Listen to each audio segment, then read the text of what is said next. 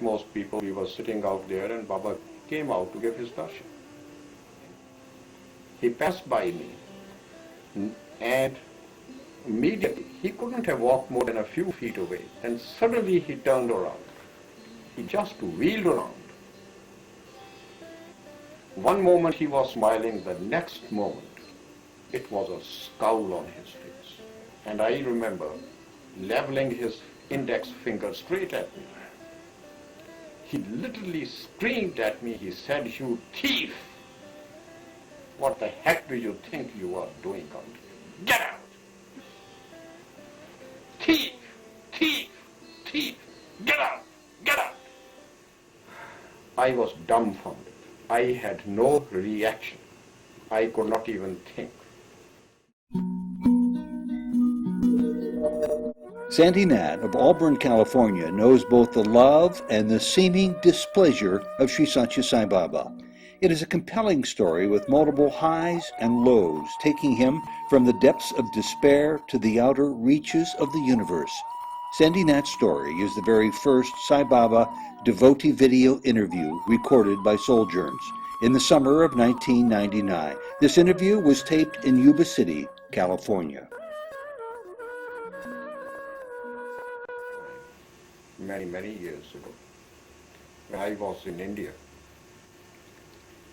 and I happened to be reading an English periodical where an account of a university professor had been given about his visit to Puttaparthi. I read that article. I attached no importance to it. I said, in India, this is the usual thing. But somehow or the other, it absorbed my interest. And I started asking myself, I said, how come that such things are possible? And in that article, he had made a reference to a book written by Arthur Osborne on the Shirdi Sai Baba. I was in the library at that time, and I went through the catalogue of books, and the book by Arthur Osborne called The Incredible Sai Baba was immediately available. I picked that book up. It's not a very big, thick book, it's a small book. But every word that I read about the life of Shirdi Sai Baba was even more incredible than what I had read in the English periodical. And I asked myself, I said, I have lived in this country for so long, and if people like, or men like the Shirdi Sai Baba have been here, and I have been totally ignorant about their existence, this merely shows a level of my great ignorance. Well, that's how it started. And so we are always perplexed, always face life's problems with our own personal desires, God, everything on a day-to-day basis. So I said, let's go to Puttaparthi. Let's go and see the Sai Baba. If nothing else, let's sort of ask him to fulfill my worldly wishes. Let's go to him, if that is what he does. That's what I went there. I went there primarily to have certain worldly wishes fulfilled, certain problems to be solved. That was the sole purpose. There was no other interest at all. So I got into the train at Calcutta. It's a long, tedious journey. I don't know how long it took. It certainly was a 3 or 4 day journey. I landed up in Puttaparthi. At that time, there was not very much in Puttaparthi. Do you remember what year it was? It must have been sometimes in the early 70s or somewhere around there, or maybe towards the late 60s. I don't even remember now. Perhaps 1967, for some reason it comes to my mind. We all used to sleep under the trees. There was no running water. We used to go to the nearby stream. There used to be very large crowds in those days. So I went there, and they said, I'll have to sit out in the line, and then Baba would come out, and he chooses people at random whom he would give interviews. I sat there for 10, 12 days. He wouldn't even look at me. And some of the people, since the crowd was so small, so some of them were given interviews more than once. But I was completely ignored. So I said, there has got to be a purpose to it. I said, well, apart from getting my worldly wishes fulfilled, let's try to see what else he has got to say. Not that I was interested, but I said, since I'm not getting an interview, let's sort of see as to what he has got to say. So I bought a couple of books, and I used to go out into the country and sit there under a tree and try to read them. It was like Greek to me. Whatever Baba had to say about the soul, karma, and so many other things. It was like Greek. I had no interest. Really, I had no interest. And then I came back, and Baba ultimately, he always takes you to the edge of the cliff, then he pulls you back. When I was more or less ready to leave, right on the last day, he called me. I went into the interview room along with other people. He was first talking to the other group of people, and he was materializing all kinds of things and giving them to people, and people were in awe. You should have seen their faces. And when it came my turn, I looked at Baba. I said, Baba, what about something for me? And believe me, I really did not even have a desire within my heart for him to materialize and give me something, even on day one. And Baba looked at me. He said, you don't need it. And he was absolutely right, absolutely right. And I can tell you this, I read things about so many people having been given rings and watches and all these manifestations. They would certainly are being given by Baba for a certain purpose, for the right people, for the right cause. I understand. But in my own case, and it's the only thing I really can talk about, I personally have never attached any importance to the so-called physical manifestations. Even when I was not the least interested in things spiritual, manifestations were of no interest to me. So, in a nutshell, at the time of the interview, here I'm not going to go into too many details. I would touch upon the most important things. One of the questions which I asked Baba was, I said, Baba, all this theory of karma is based on the cycle of birth and death, rebirth. How am I to know that such a thing exists? Some religions believe in it, some others don't. I find it very difficult to believe in it. How do I know? How do I determine that for myself? You say it is so, but somehow or the other I find it very difficult to believe. And Baba, I remember, he walked right up to me and he stood before me and he started breathing very deeply. He would take in deep breaths and would say, like this, the soul comes in the body, stays in the body for some time, and then he would exhale and say, like that it goes out.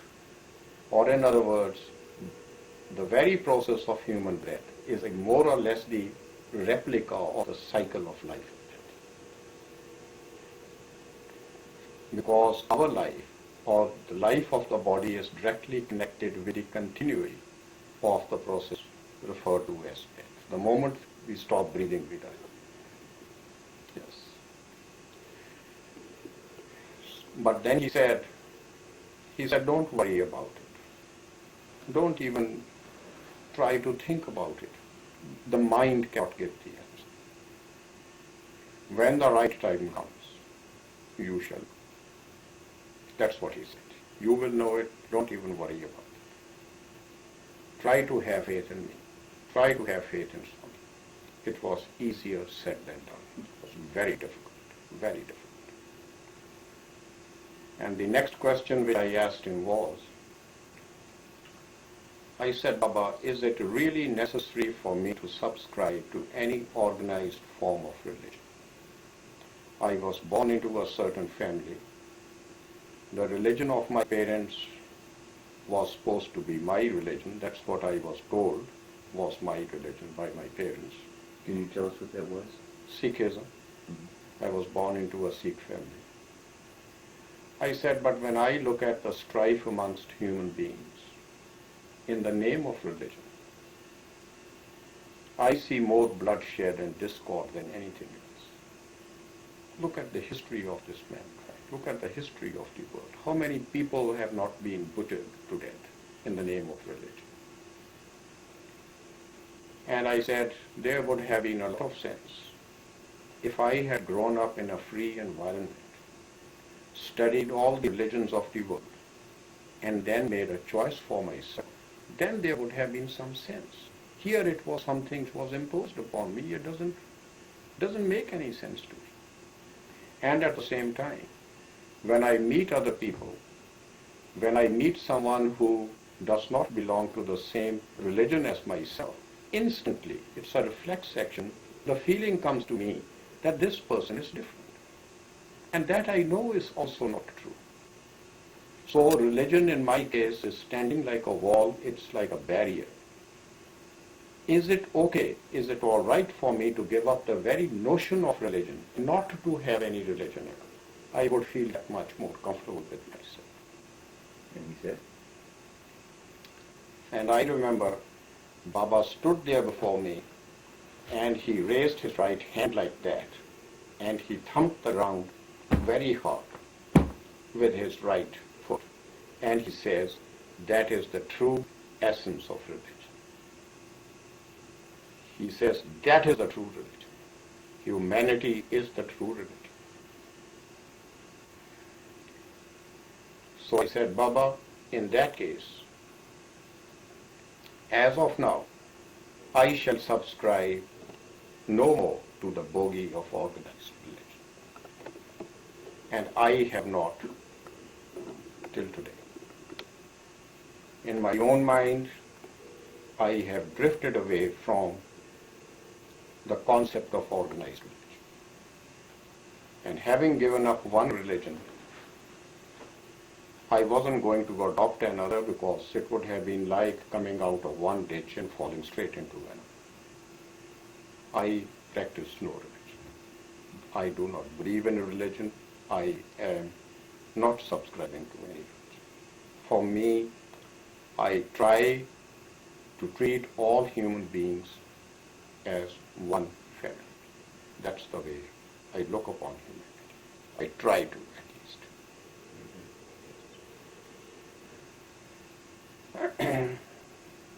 And subsequent to that, I asked Baba, I said, Baba, what kind of a future do I have in life? Most people are very curious, and I was one of them.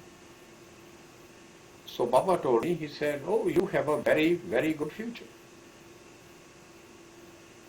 No sooner did I hear the words, I was absolutely elated. And the interview ended, he gave me his blessings. I walked out of the room and I thought I was really walking on air. I was so happy because Baba had said I had a terrific future. Then, when I started reading his books, what he had to say about the detachment, the impermanence of the world that we live in, how we find ourselves really bound down by desire and all these things that we go through in life.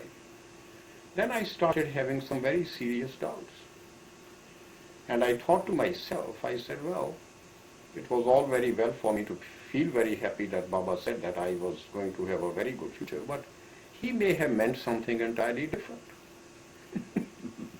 My understanding and my yardstick was essentially in terms of the fulfillment of my worldly desires and wishes. Baba may have meant something different. And then I was in doubt. And the more I thought about it, the more confused and doubtful I became. So I said another trip to Puttaparthi is called for. I must go back to him and ask him what he really meant by that. And in the meantime, I had heard stories of other people for what they thought Baba meant and what Baba really meant. So I went back. No need to go into details as to how I found him or to where he was. I think it was in Uti at that time. And that's the time when Baba did give me an interview, probably the last interview that I had with him. Is this a year or two later or more? Oh, maybe within a span of 3-4 years, I think. And so I asked him that. I said, Baba, the last time when I came, this is what transpired. What exactly did you mean when you said that I had a very, very good future? I'm doubtful about my own interpretation.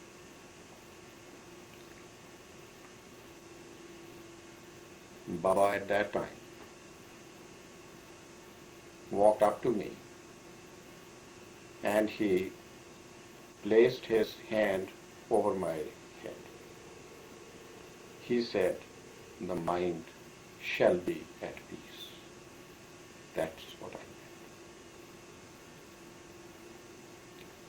meant. And I still remember to this day that it's not only that he placed his hand on my head, but he seemed to be pressing it pretty hard.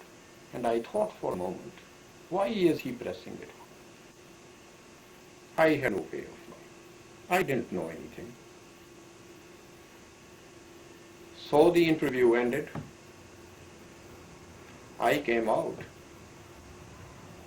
and I started thinking to myself, I said, yeah, the trip was worth it. But if he talked merely of peace of mind, and I was thinking differently, I don't know where I am and which way I am going now. And after that, I went to Puttaparthi quite a few times. The attraction was very great. The attraction was really very great. But then things changed as far as the outward treatment was concerned. No sooner would I land up in Puttaparthi, either right at the gate there would be somebody standing out there with a message that Baba has asked me to go back and not to come back again. Or if I did manage to walk in and sit down in the crowd, and Baba would come and look at me and say, what are you doing here? Go away.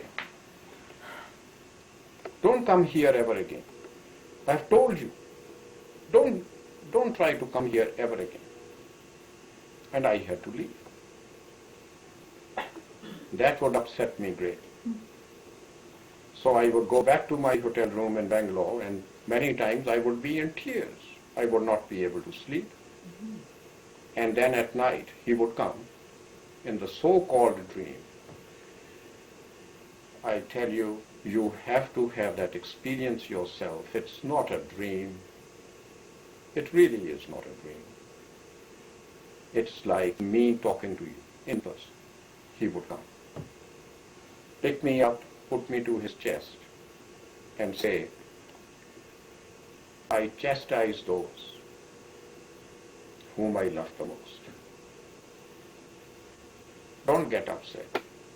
Don't attach too much importance to the way you get treated. I love you very much. And these things continue. That was the last time way back, that was many, many years ago, that I actually did get an interview. But in the intervening period right up to now, he has given me his darshan. I don't know how many times I have lost the count. So many times he has given me his touch.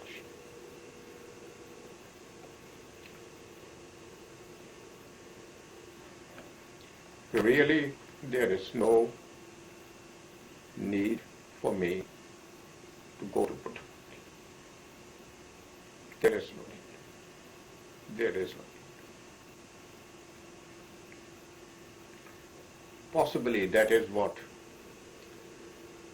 he was trying to teach me at that time when I was being told not to visit Puttaparthi.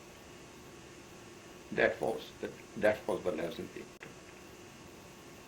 It came the hard way, but I'm that much more fortunate. And there is a very interesting incident about that also, which I feel like sharing with you. Baba used to say in his speeches that he was omnipresent, that he was everywhere, that everything was known to him. He was aware of all our thoughts because he was there within each one of us, within each and every living thing. And I used to think, how is it possible for one person sitting out in the backwaters of Puttaparthi and be aware of everybody in the world? How can one person keep an eye on millions and billions of people? It's not possible. The mind could not grasp the very idea of it. And once I was on a business tour in South India. I was in Cochin, which is a port city in Kerala. It's in South India. It was the time of the monsoon rains. It really rains. It literally pours in Kerala. And my plan was to complete the business tour and then go on to Puttaparthi on another visit to Baba, even if it threw me out, so what? I just wanted to go there. And as I was getting ready to leave the hotel, I suddenly thought, I said, well, I can take care of many other things. In any case, one has to sleep on the ground. But here I am living in a hotel where I don't need anything for myself. I don't have to carry anything with myself. But when I go to Puttaparthi, I would certainly at least need a towel for myself. Then I looked out of the window and it was literally pouring. I said, how am I going to go out and buy a towel for myself? So I looked around and there were plenty of towels in the bathroom. I immediately thought of my school days. I said, well, when we used to be at school, we used to go into different restaurants and we would pinch forks and spoons and things like that, and come back and each boy would show them to each other and be very proud of it. It was a very, very small thing, and everybody else does it, so that's okay. So I said, let me take this towel. But this thought immediately came to my mind. I said, this is against the teachings of Baba. But then I said to myself, I justified that action to myself, and I said, all right, I'm going to take this towel. I'm not going to go out in the rain to buy something for myself. And at the same time, I am at least 400 miles away from him. He's not here in this hotel room of mine. Let him prove that he is aware of what I am doing. It would be a test, and I don't have to go out in the rain. It serves two purposes. So I took the towel, and I left the hotel. It must have been quite a few days later that I landed up in Whitefield, and he was in Whitefield, which is near Bangalore at that time. So I went there. Like most people, we were sitting out there, and Baba came out to give his darshan. As he came walking through the lines of people on day one, so he comes along, he looks at me, a big broad smile, and he gave me his blessings, and I was very happy. For me, the greatest achievement was that I was not told to get out. So I was very happy. So I went there the following day again. Same thing, Baba came along, big smile, the sign of a blessing. He passed by me, and immediately, he couldn't have walked more than a few feet away, and suddenly he turned around. He just wheeled around. One moment he was smiling, the next moment it was a scowl on his face. And I remember leveling his index finger straight at me. He literally screamed at me. He said, "You thief! What the heck do you think you are doing out here? Get out! Thief! Thief! Thief! Get out! Get out!" Can you imagine? In public. Wow. Being called a thief and then ordered to leave and to get thrown out. First of all, I was dumbfounded. I had no reaction. I could not even think. There was no reaction. It was too sudden. And when I described the incident and my thought processes in the hotel room many days earlier when I pinched that towel, it may sound to you as if it was a great moment in my life, something which was of great importance. But believe me, it is something that we do all the time. It was only a passing thought at that time and a fleeting action. And within probably no sooner was it done that I completely forgot about it. But certainly since many days had passed in between, I had completely forgotten this incident by the time I was in Whitefield. I just did not even remember it. It was too trivial an incident to keep that in mind. I did not know. I did not remember. Might he have been referring to something else? And so I sat there with my head in my hands, and the guys around me, you should have seen that reaction. And everybody thought they wanted to get away as further away from me as possible. And they must have thought I was the greatest thief in history. And I, at that time, prayed to Baba. I started thinking about the theft he was referring to. I said, "Baba, it's all very well for you to throw me out, to treat me the way you like. You can punish me, but in heaven's name, what theft are you really referring to? I cannot think of any. I am not a thief. What theft? What particular theft are you referring to? I do not know. Punish me by all means, but inform me what incident are you referring to?" No sooner did I say that,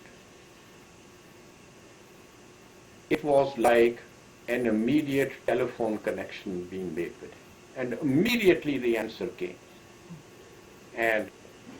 And the whole incident of the towel flashed in my mind.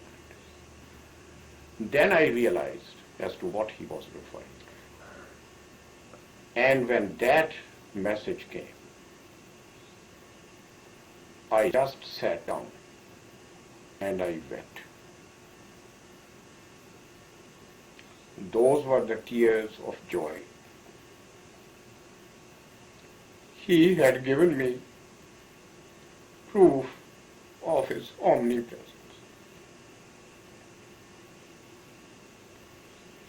I considered myself so fortunate and so lucky that he had chosen me for that experience.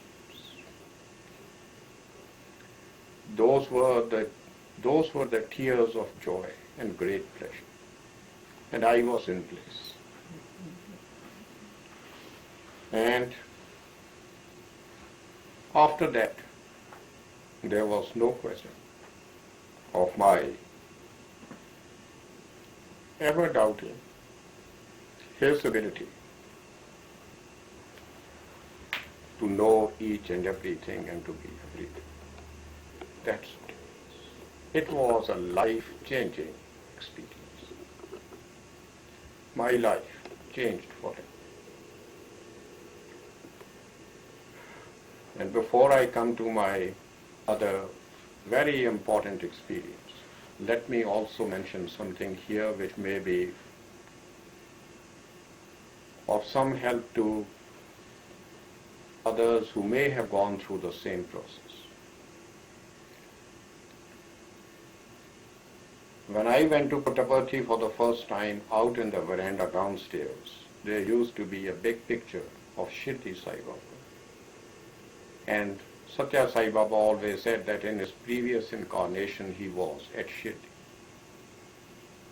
Again, since I did not believe in this cycle of life and death, found it very difficult that someone could be at Shirdi and come back again in Puttaparthi. The mind could not accept that. Very difficult to accept. Very difficult to accept. And then in the Indian concept, Shirdi Sai Baba, if you were to look at his pictures, he was a very simple looking man. He lived a life of great austerity, literally out in the wilderness, torn clothes, sitting on a stone. And then, having been conditioned by the Indian yardstick that all great spiritual people are extremely,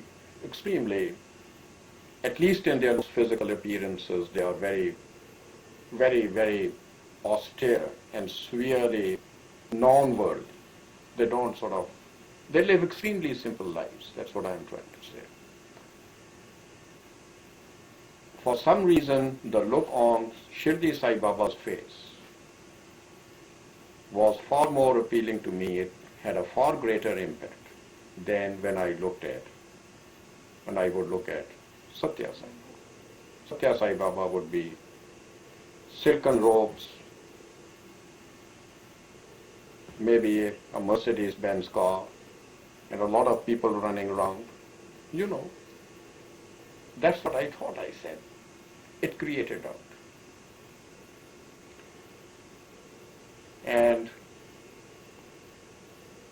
I used to think about this many, many times. When I would look at the two pictures, immediately my focus would be on Shirdi Sai Baba. He attracted me. Satya Sai Baba did not attract me that much for some reason. And I used to go through that mental debate. And one night, this happened in Bombay in the early 70s, I think. Then the Shirdi Sai Baba, he appeared before me. He appeared before me. In a dream? You can call it a dream, but it's as good as, just like my talking to you now, it's as real. And he came, the old man, in his white attire. He came, glowing eyes, big, glowing eyes. He came with his face like that, and he put his hand over his heart.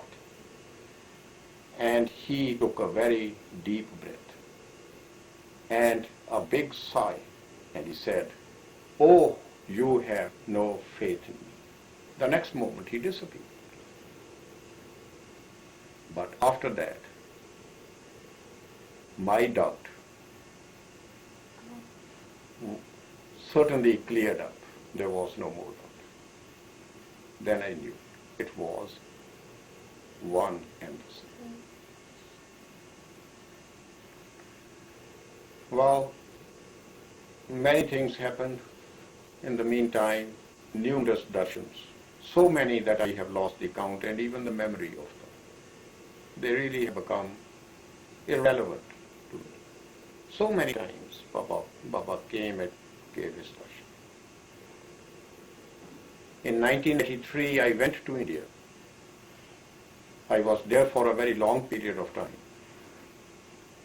And for some reason, The true urge within me to go to Puttaparthi never even came up. And I used to ask myself, I am here now. Why is it that I don't feel inclined to go to Puttaparthi? But the desire was not there. And I came back. But I never went to Puttaparthi, though I spent quite a bit of time in it. There was no desire to go there. And now I am coming to share with you, and please allow me if it makes any sense to you or to anyone who shares this experience with me. I'm privileged to share this. This particular incident has been the most significant, the most notable, the all-important experience. This happened in the early part of 1985, in this very home where we are sitting here today. I never used to meditate on Baba. I was totally incapable of meditation. I still am unable to meditate. I have never been able to meditate. People tell you to sit in the lotus pose. I cannot even sit on the bare ground for more than a few minutes. It's the most painful way to sit.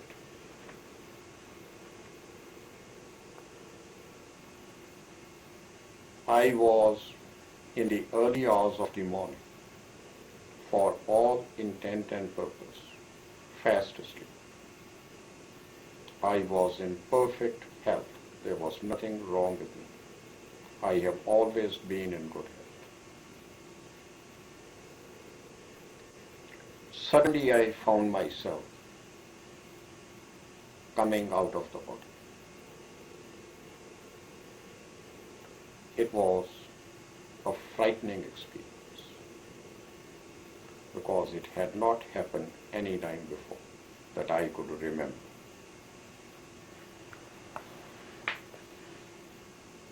I came out of the body effortlessly. It was like breathing in and breathing out, as Baba had shown many years earlier. I came out of the body. I came out of the body and I was floating in midair, looking down upon my body.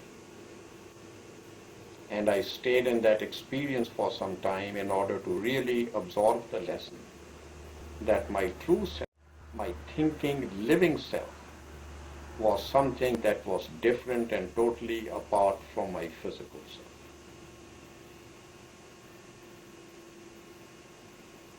It was truly a very unique experience. It was not like the experience that we keep on reading about or people talk about, the near-death experiences.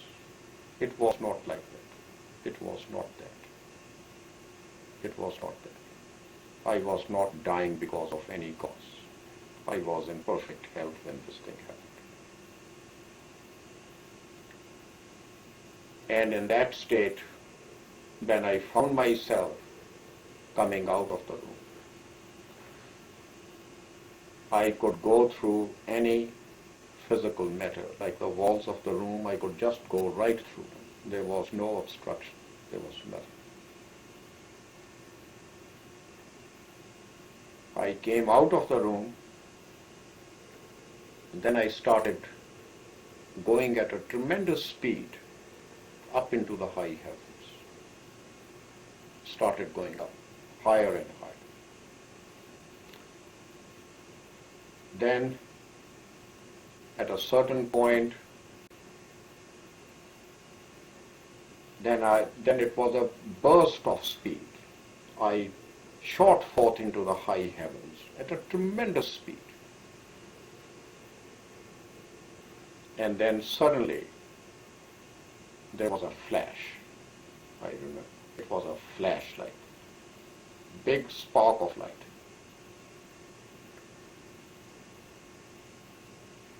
And the next moment, I found myself in all creation.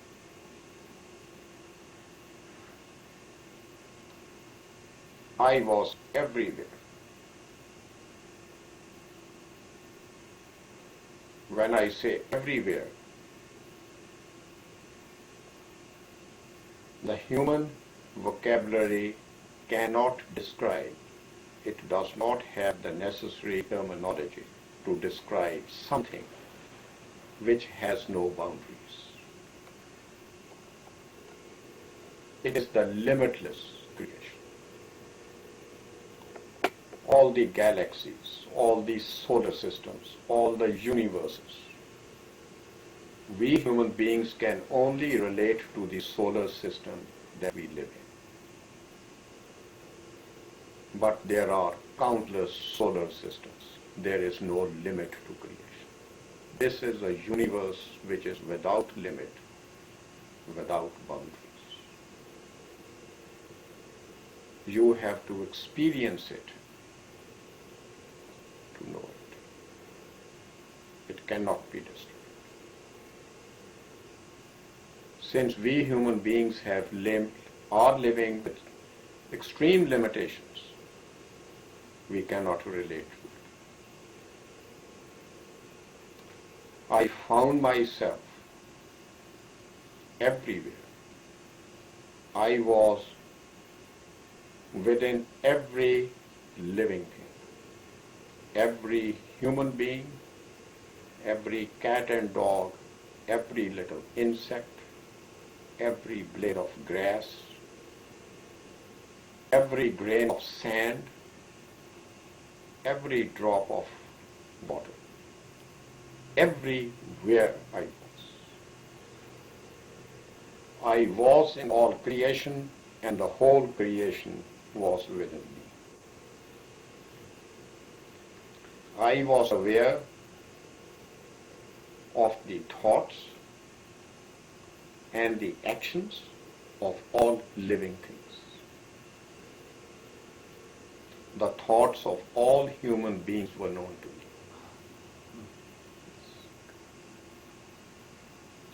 Everything, there was no limit, there was no barrier that stood.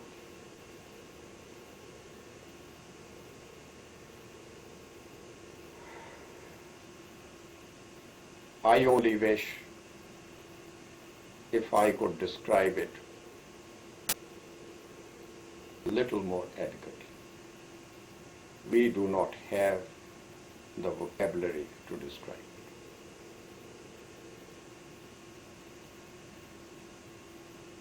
I was omnipresent. I was omnipotent.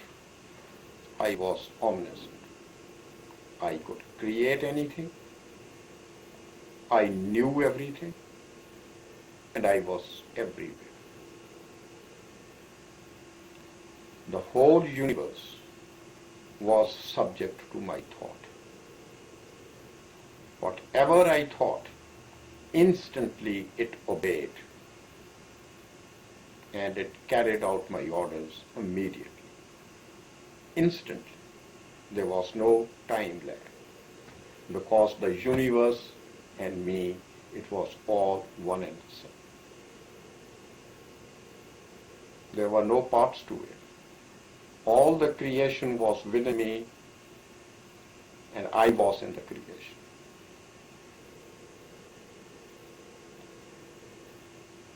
And it was a torrent of love that gushed forth from me towards all creation. It was such great love that poured forth. In fact, that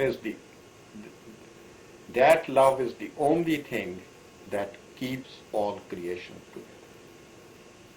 It's just love. It is the all-knowing love that the Creator has for its creation. Without that love, nothing can hold it together. That creation is love itself. The Creator is all love. The creation is all love. just love. It is the kind of love that we mortals on earth have never known. Our love is very conditional. That heavenly love is all given.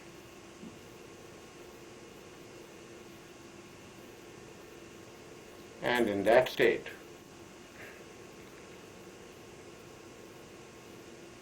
all I can tell you is, this is the great thing that I really want to share. Every little thought was immediately reflected throughout all creation.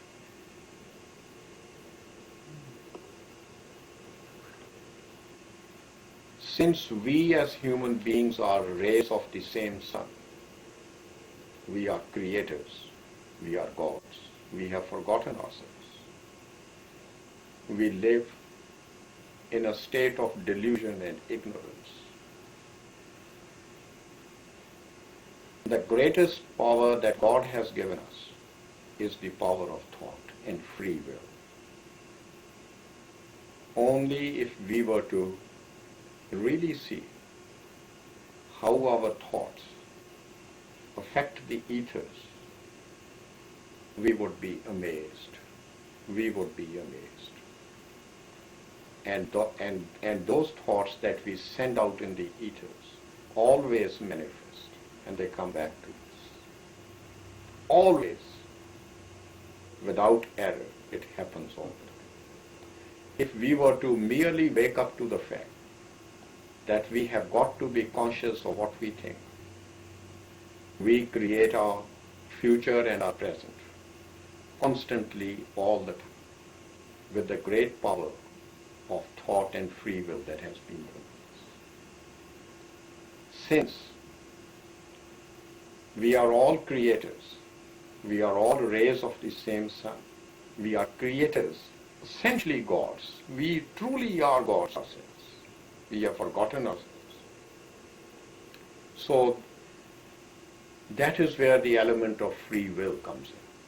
Those who are gods would not be subject to the will of another entity. That is where the free will comes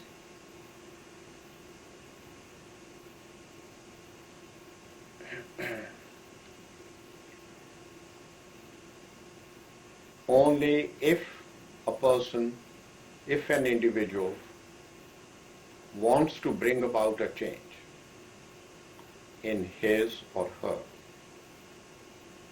conditions in life, the only way it can happen is by changing the pattern of your thoughts. And that cycle of thoughts can be changed because you have the element of free will. We are totally free. We can create anything. And in that state, I could create planets instantly and dissolve them instantly.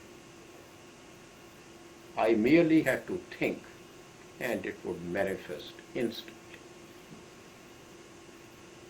All the oceans of the world were right here. It is a universe which is subject to law, and it is a very tightly held universe. It is just held in the palm of the hand. It's a tightly held universe. It is not subject to any accidents. The law prevails.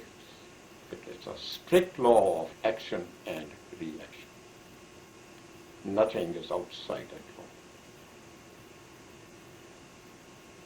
Believe me, it is a universe of absolute laws. And the greatest of all laws is the law of love. Love is the greatest law. That's the only reality.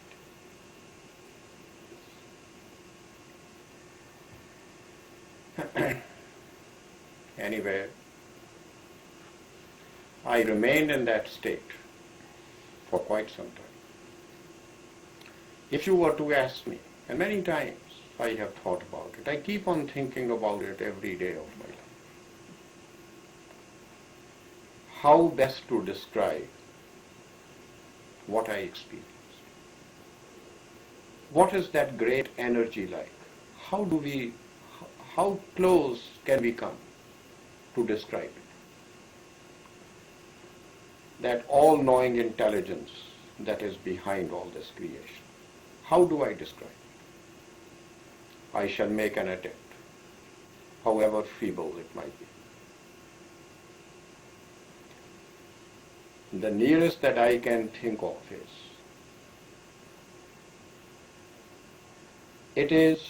it is a universe of vibration, this I can tell you. Tremendous energy that vibrates. It vibrates. And it pulsates like that. And yet, it is the all-powerful, it's the all-knowing intelligence. We talk of energy like electricity. This is a very gross form of energy. That energy is the all-knowing energy. It knows everything. It's intelligence. You can feel it. It's intelligence. It is a living intelligence. It pulsates. It's just like that. And all physical matter, all the worlds, all the planets that exist, it is just energy transforming itself into various shapes, and it keeps on changing all the time. The mere thought, anything can be manifested instantly. The whole planets can just disappear. New planets, new solar systems can be created instantly. And physical forms and shapes just come and go. Whatever we see, we look at our human bodies, our physical bodies. We look everywhere around us, the trees, the flowers, the homes. This really is not the reality. This thing is not the reality. This is only a form of that great energy that is manifesting itself. And it changes forms all the time. That's why nothing ever stays permanent in the world, in the physical world of matter. It just comes and goes. It changes shapes. All these atoms, everything, they come together, they form certain shapes, they go back from where they came from, then they come back again. It's just the cosmic dance that goes on and on and on.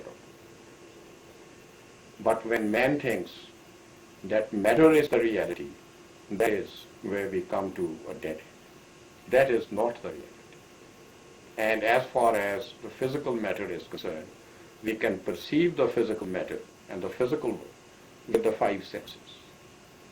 The five senses, again, are not what really is the reality. We are groping really in the dark with the five senses and the mind. The reality behind that is something different. This is impermanent. That is why the cycle of life and death eternally changes. Have you ever thought that right today, at this very moment, all of us, all the humanity, all millions of human beings who are running around, everybody in California and in this world, whoever is running around, everything, the so-called living thing that we have, all the animal world, all the plant life, that there would come a time when none of this would exist. There would be nothing left of this. All this would be swept away. If this was all to be swept away, then the question arises, is this real? Obviously it is not real. It is not real. Where has it come from? It came from somewhere. We talk of the five elements: the earth, fire, water, and air. And the fifth element is the so-called ether, which is the most subtle form. All the planets are there suspended out in the ethers, right? the question arises, where have all these planets come from? Suddenly they came out of space. Call it the ethers, call it whatever you like. That's the only place they could have come from. And when they disappear, that's where they disappear back into. So what is that space? The so-called space. Space pervades everything. This very space is the body of God. This is vital energy. This is energy which is the all-knowing, intelligent, sitting energy. This is the body of God. If you were to ask me, where's God? Right here. When I wave my hand, it's right here. All around us. This is space. This is God. Call it God.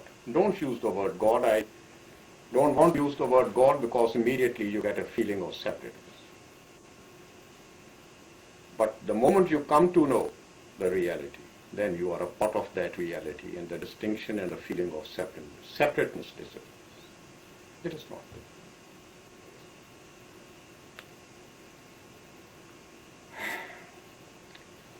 This whole thing, it is like that. This is how these vibrations come. It pulsates, it vibrates. Tremendous energy. It is so powerful. It's tremendous energy. It's the all-knowing, powerful energy. It's full of intelligence. And as I said, all physical matter, everything comes out of this, and it keeps on constantly changing its shapes. Nothing ever gets destroyed in life. Nothing is, because the atoms are not subject to destruction. Even this physical body, when the so-called process of death comes along, this body, really, we talk the soul. Obviously, the soul is not the body. The soul is immortal. But as far as the body is concerned, the body itself is really not subject to destruction because these atoms go back. And then they would form something else, and then they would form some other bodies. That's what it is. Nothing really happens. They just change form. All right, getting back to what I was talking about earlier. In that state, there is no such thing as space. There is no such thing as time. Time stands still. This notion of past, present, and future is only on the earthly plane. Time took its birth when we started looking at certain events taking place. We see the sun rise and the sun go down. That is where the notion of time came. But in that state, there is no time. It's the eternal now. There is no mind. There is no mind. There is no space. There is no time. It is pure love. And it is the kind of a bliss, the like of which we have never experienced on the earthly plane, ever. Nor is there a way to experience it. Because most of our so-called happinesses here are directly related to the fulfillment of any worldly desire. When that stands fulfilled, we are happy only for a short period of time before the next fall comes. That's why we get caught in that cycle. Sandy, before the tape ends, I would like to ask, if it's okay, just one question. If you had but one message to give to one person or to all of humanity, I know I'm not giving you much time to think about it, what would that message be? Look within yourselves. That is your true reality. We are all one. Since we have different shapes and forms, that gives us the feeling that we are separate. We are not separate. The life or the true life force that animates all these bodies is one and the same. So we are all one. We are not different. And God is not outside of ourselves.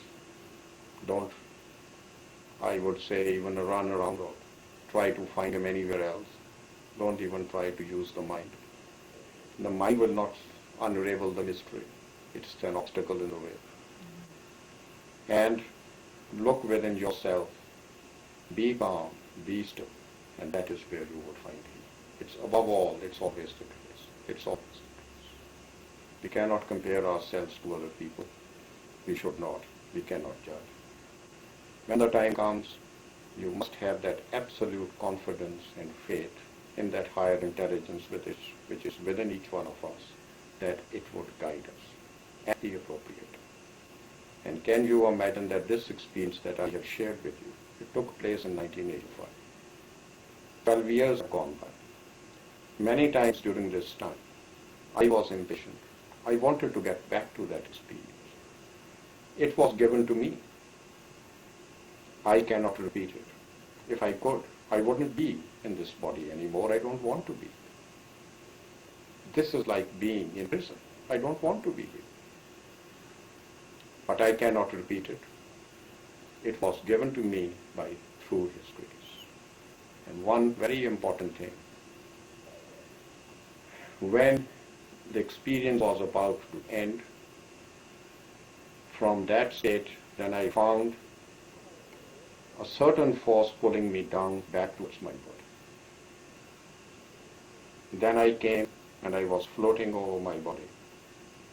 I struggled hard against it. I did not want to get back into the body. But it was an irresistible force that pulled me back into the body, and no sooner was I put back into the body that the lid came down, and immediately the mind was there, the five senses were there, and the mind, its agitation, that it was agitated. That is what gives you no peace of mind. And immediately, when I opened my eyes, I had goose pimples and a very strong feeling, and I know it. You have to have that experience. It was the strong presence of the Sai Baba in that room. This experience was given to me by the Sai himself. It was He. Then I also sensed He literally floating out of the room, and out He went. It was Him who did it. And you were talking, Ted, last night, that you were very impatient to really sort of move very fast. Can you imagine what frustration I must have gone through in these 12 years in order to get back to that experience? Ultimately, I have found my peace, and that is, even the desire to have that experience is not there anymore. I do not even have the desire to have that experience. And the only thing that I can do, and am attempting to do, is to have that faith that at the right moment, He will take me the next step. I may not even be ready for the next step. How do I know? I don't. I don't know it. I don't know whether I'm ready. But that higher intelligence that has brought me so far would take care of it. It is always with me. It's constantly with me. It knows what I need and would give it to me. Sandy, thank you very, very much.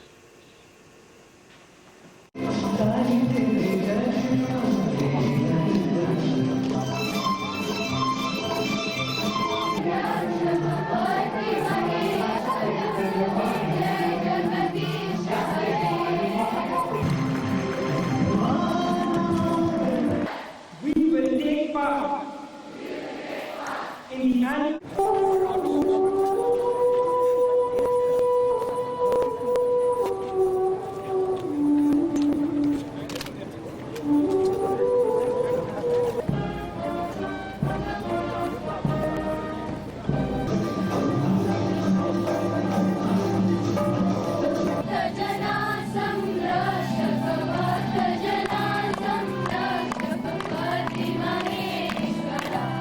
Jai Jagadish